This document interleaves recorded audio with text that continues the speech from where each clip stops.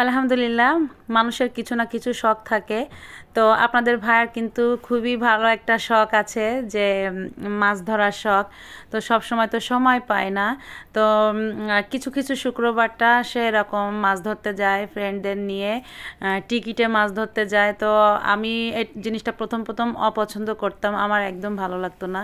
তো দেখি যখন আসলে তো সবারই কিছু না কিছু শখ থাকে, তো কারোর শখের উপরে হস্তক্ষেপ করা ঠিক না। কারণ আমার যেমন অনেক কিছু শখ আছে, তারও তো শখ থাকতে পারে। তো সারাদিন সে সবসময় কাজকর্মে ব্যস্ত থাকে, শুক্রবারের দিনটা সে একটু এরকম বিনোদনের ভিতরে থাকতে চায়। তো সে প্রতিটা শুক্রবারে যায় না, কিছু কিছু শুক্রবারে সে এরকম প্রোগ্রাম করে যাওয়ার জন্য। তো ফ্রেন্ডরা মিলে এরকম যায়। তো দেখুন গতকাল শুক্রবারে তার একটা টিকিট ছিল, সেখানে মাছ ধরতে গিয়েছিল। তো টিকিটটা ছিল আমাদের বাড়ির পাশেই, বেশি দূরে না। তো আমাদের বাসা থেকে যেতে 10 মিনিটের মতো সময় লাগে। তো এরকম একটা জায়গায় টিকিট ছিল, অনেক মানুষ আসছিল সেখানে। তো সেখানে মাছ ধরতে গিয়েছিল। তো দেখুন মাশাল্লাহ কত বড় বড় মাছ পাইছে। তো এখানে কিন্তু বেশ কয়েকজন মিলেই কিন্তু মাছ ধরতে গিয়েছিল।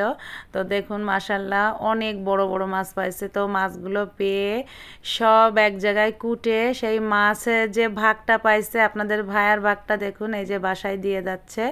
তো কতগুলো মাছ দেখুন, কাটা মাছ পাইছে। তো কি বলবো, খাওয়া থেকে মানে দেখার যে একটা শান্তি, খেয়ে তো আমরা সব সময় থাকি তাই না? তো এরকম নিজে হাতে বড় বড় মাছ ধরে এনে খাওয়া বা দেখা, এর একটা শান্তি আসলে আলাদা। তো দেখুন মাছগুলো দেখে মনে হচ্ছে মাংস কেটে রাখছে তাই না? তো এরকম লাগছে। আমার মেয়ে তো বলছে আম্মু মাংস, আমি বলছি না আম্মু এটা হচ্ছে মাছ।